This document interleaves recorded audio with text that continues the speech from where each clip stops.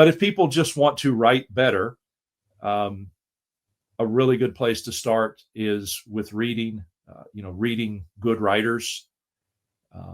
There are a lot of really good nonfiction writers out there, and you can read and pick up from them.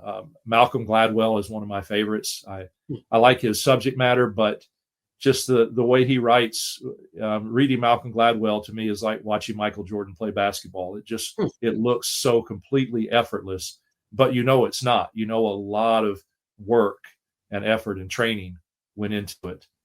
But you can pick up lots of good habits from reading people like that. I do think it's important. I know sort of the prevailing wisdom today is because of AI.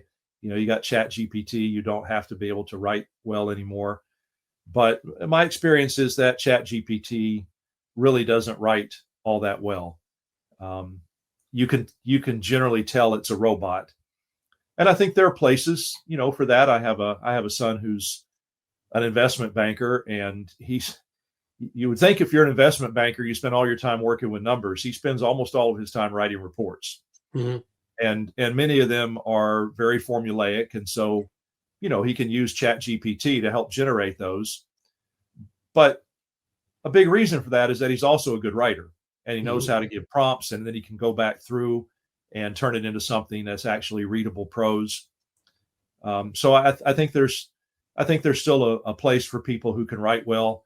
I think it's an advantage for people in pretty much any field to be able to write well. I think it will help them to stand out in their field.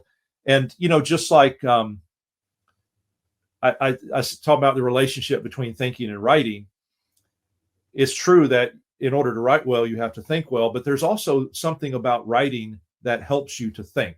There's something about sitting down and putting words on paper. As you know very well, you've got these thoughts in your head, and maybe they're kind of jumbled. Maybe you've got a rough organizational idea. Maybe you've even jotted down some notes, but there's nothing like sitting down in front of the keyboard and starting to write that brings it all into focus, and you can see where you're on the right track and where you're on the wrong track and where you need more information.